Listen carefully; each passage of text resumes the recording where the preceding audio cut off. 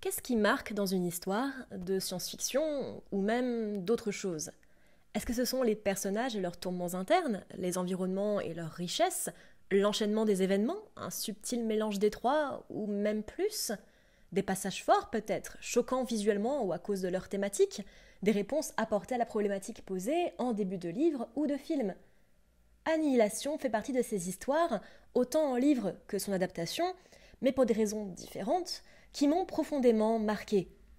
Par son écriture particulière, retranscrite brillamment dans le jeu d'acteur et les angles de vue, mais aussi son esthétique si singulière et travaillée à la perfection dans le film, malgré les manques de description dans le livre, c'est une histoire sensorielle, une expérience à part, dans laquelle je souhaite vous immerger aujourd'hui. Générique.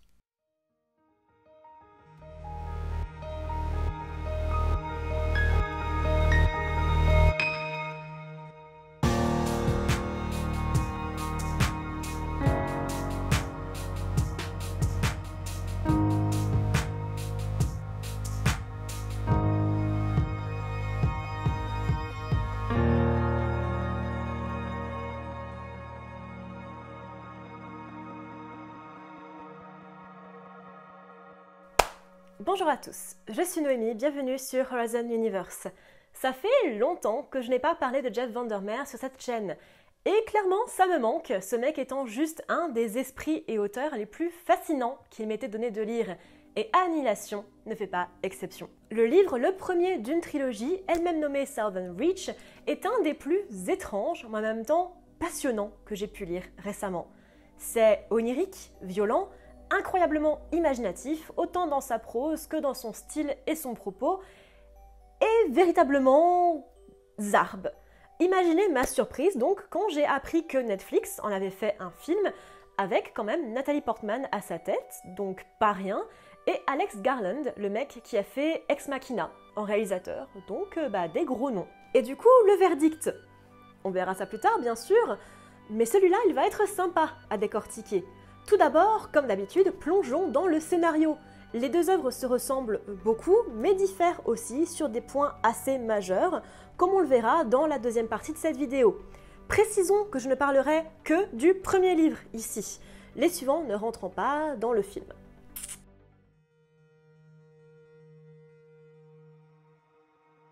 Sortie en 2014, Annihilation suit une équipe de 4 femmes traversant sous hypnose la frontière d'une étrange zone, la zone X, Area X dans le livre, une zone côtière des États-Unis fermée au public depuis des décennies, car d'étranges événements s'y sont déroulés. L'histoire est décrite du point de vue de la biologiste, qui n'a pas de nom, comme aucune des 3 autres femmes, sous la forme d'un journal écrit pendant l'expédition, où on apprend notamment que son mari faisait partie de l'expédition précédente, revenu après plusieurs mois et mort d'un cancer peu de temps après. Après leur première nuit sur le site, c'est extrêmement dur à dire, l'expédition tombe sur une structure bizarre, une sorte de puits avec un escalier en spirale, que la biologiste insiste étrangement pour appeler tour, avec une phrase écrite en matière organique sur les murs, dont la biologiste respire les spores accidentellement. C'est aussi extrêmement compliqué à lire, qu'est-ce que j'ai avec cette vidéo? Celle-ci découvre que la psychologue, la leaduse de l'équipe, les a programmés, entre guillemets, pour répondre à l'hypnose, à laquelle la biologiste n'est plus sensible suite à l'inhalation des spores. De retour au camp, l'anthropologue a disparu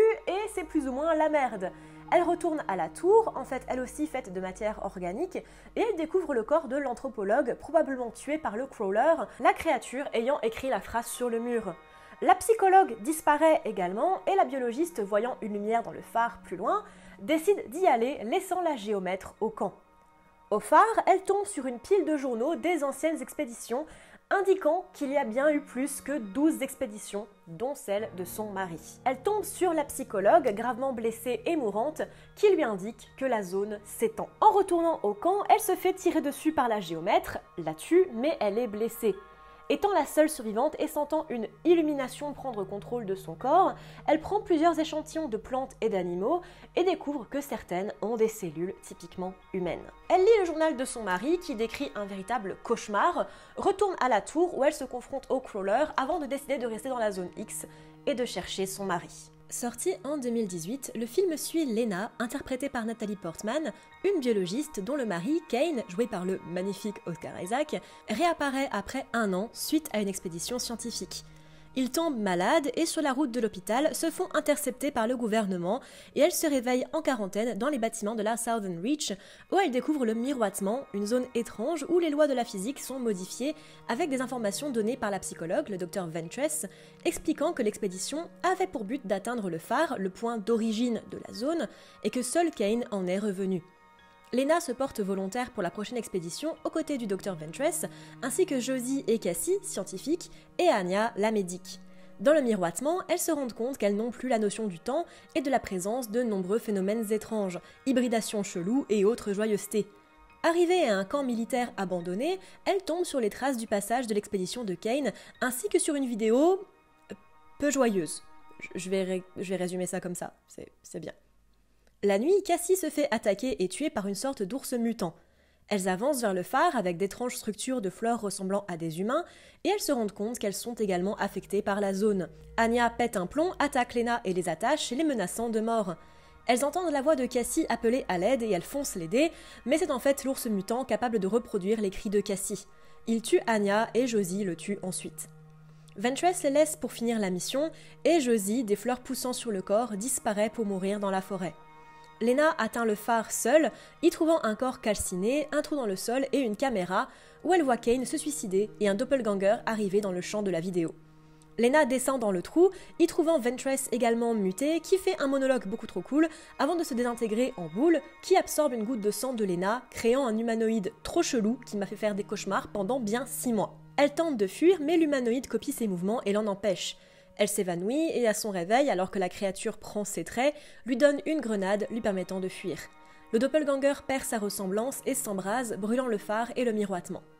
Lena est ramenée à la Southern Reach, où elle faisait son débrief depuis le début, avouant qu'elle ne pensait pas que le miroitement avait des intentions mauvaises, juste de création. Elle va voir Kane et tous deux réalisent qu'ils ne sont sûrement plus ce qu'ils étaient avant, et alors qu'ils se prennent dans les bras l'un de l'autre, leurs yeux changent de couleur pour refléter le miroitement.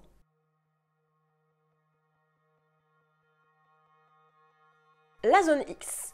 Un des points de divergence les plus importants entre le film et le livre est bel et bien cette mystérieuse zone X, ce qui est quand même un petit peu fou parce que c'est quand même toute la base de l'œuvre. Dans le livre, la zone est connue du grand public, en tout cas c'est l'impression qu'on en a, et elle est loin d'être aussi entourée de micmacs militaires, en tout cas dans le premier, et elle est appelée Area X ou zone X. Dans le film, c'est extrêmement secret et protégé. Personne n'est au courant de rien, on a l'impression, et on l'appelle The Shimmer ou miroitement en VF. Pour une fois, une bonne VF, je n'ai rien à dire contre.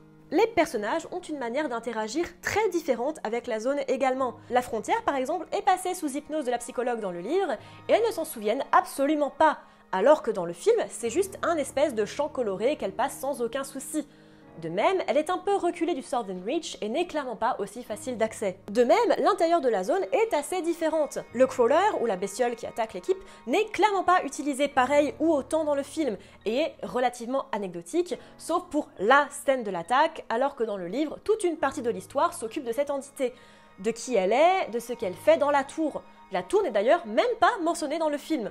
Enfin, pas la même chose. On va dans le phare, qui est aussi dans le livre, mais la tour est une autre structure, qui est en fait plutôt une construction souterraine, dans laquelle nos personnages passent pas mal de temps et découvrent des phénomènes étranges, notamment une phrase sans fin écrite par de la matière qui semble organique.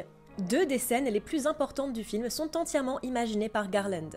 La scène du crawler, qui a pris la voix de sa victime, en partie basée sur un événement du livre, mais qui n'est pas aussi important, et la fin psychédélique avec le double extraterrestre, absolument géniale et fucked up à souhait, mais absente du bouquin. On apprend vraiment le côté extraterrestre de la zone X que dans le dernier livre d'ailleurs. On le devine avant, mais aucun personnage n'y fait vraiment allusion avant. Les personnages. Et les personnages et la relation qu'on a avec eux, et qu'ils ont entre eux, est complètement différente dans les 2 œuvres.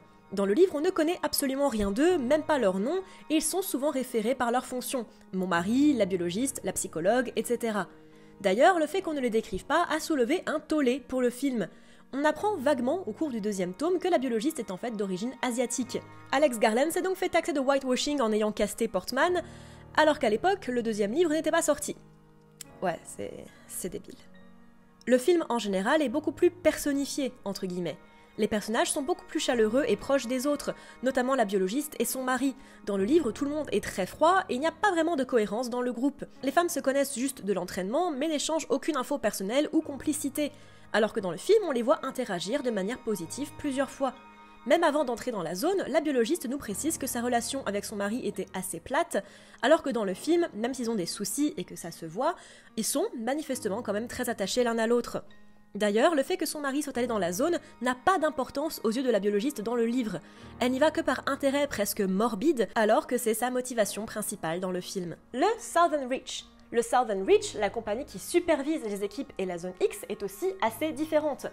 Ouais, ça commence à faire beaucoup alors que j'ai dit que c'était assez similaire, je revois toute ma vie actuellement. Dans le livre, l'expédition ne sait rien de ce qu'il se passe. Tout est gardé sous secret par l'agence gouvernementale, qui n'est d'ailleurs pas du tout militarisée et beaucoup plus dans l'informel que dans le film. Peu d'informations sont distribuées, même dans les livres suivants où on suit des personnes de la Southern Reach.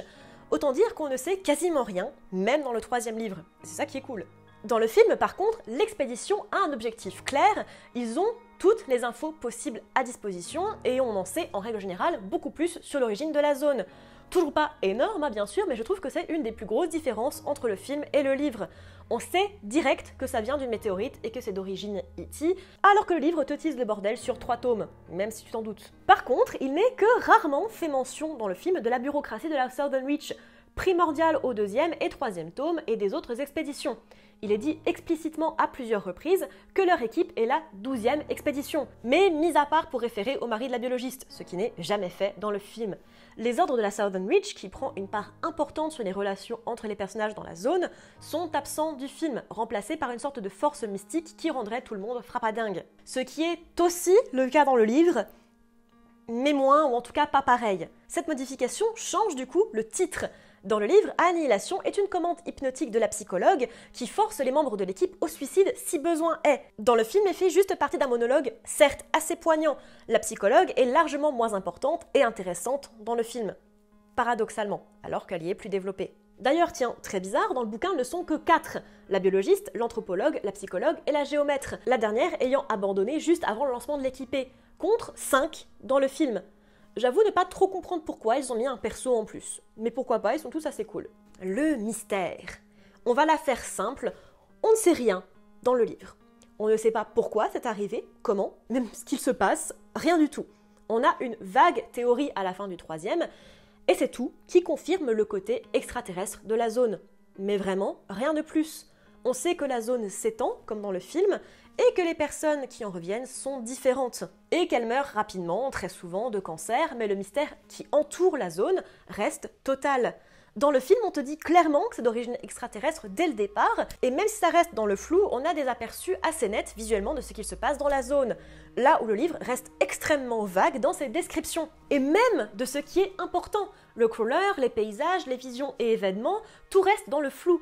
Même ce à quoi ressemblent les personnages, et c'est à l'auteur de faire sa propre soupe dans son coin. Fatalement, le film n'a pas le choix que d'être plus explicite et visuel, et c'est tout le principe du truc. Et il le fait, je dois dire, avec beaucoup de brio. Ça colle totalement à l'univers de Vandermeer. C'est magnifique, la frontière est juste trop belle, les fleurs, même les visions cauchemardesques sont belles, et en même temps profondément dérangeant. Bref, c'est du pur Vandermeer, c'est un des meilleurs points du film. Les imageries sont franchement marquantes et extrêmement bien foutues. La fin. Les destins des personnages et la fin de l'œuvre sont pour le coup drastiquement différentes. Dans le livre, 2 des personnages sont tués par le crawler ou un ours, on ne sait pas trop. Une devient part de la frontière dans une scène absolument déchirante et une explose. C'est assez bizarre. Le mari, pour le coup, décède très rapidement après son retour, alors que dans le film, il reste en vie et la biologiste retourne le retrouver. Même si c'est pas lui, et elle non plus d'ailleurs, mais un doppelganger extraterrestre. C'est pareil pour elle et la scène est assez cool. Dans le livre, la biologiste décide de rester dans la zone pour l'étudier, ce qui est quand même une grosse différence. Dans le film, après sa rencontre avec son double, une scène vraiment anxiogène, difficile à oublier, donc faites gaffe si vous n'avez pas vu le film, soyez prévenus. Elle crame le phare, ce qui n'arrive pas dans le livre, et retourne sans être vraiment elle-même vers son mari, qui n'est lui non plus pas vraiment lui-même. Petit instant pour dire que Vandermeer a adoré cette fin, et a salué le côté mind-blowing à la 2001, mais par contre, ça empêche un petit peu le fait de pouvoir adapter tel quel les suites, Acceptance et Authority. Donc un petit peu dommage quand même, mais je crois que c'était pas vraiment au menu dans tous les cas.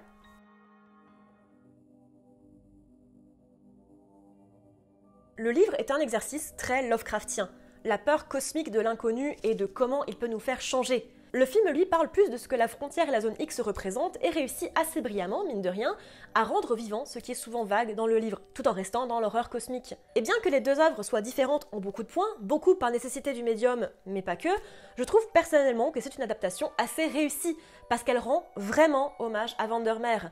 Une ambiance bizarre, irréelle, à la limite entre le conte et le film d'horreur, où on se demande sans cesse si nos personnages sont fous, ou si le narrateur peut être vraiment cru, avec des images marquantes, un monde incompréhensible et des forces qui nous dépassent, nous remettant gentiment à notre place de petite merde stellaire. C'est ce que j'avais adoré dans la saga Born, sur laquelle j'avais déjà fait une vidéo et qui est tellement chère à mon cœur que j'en ai un tatouage, et c'est ce pourquoi Annihilation est une œuvre absolument fantastique. Véritable mélange des genres qui ne peut manquer de vous embarquer. Et même si le film est très différent de l'œuvre de Vandermeer, je ne peux m'empêcher d'avoir beaucoup d'affection pour lui. Déjà parce qu'il est bourré de talent entre les acteurs et l'équipe artistique, ça se place là, très très haut niveau ambiance.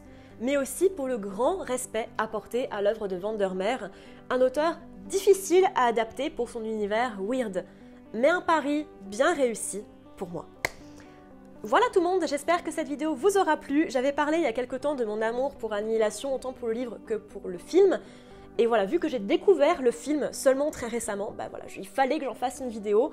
Certes, c'est assez différent, mais pour moi, ça respecte vraiment l'œuvre. Donc je suis assez contente de pouvoir, encore une fois n'est pas coutume, dire que oui, l'adaptation, ça peut être cool si c'est bien fait. Et là, clairement, c'est fait avec amour et respect. Donc, double pouce bleu. N'hésitez pas à me dire ce que vous en pensez en commentaire, dites-moi tout ça, comme d'habitude, une petite discussion sympathique, c'est toujours cool.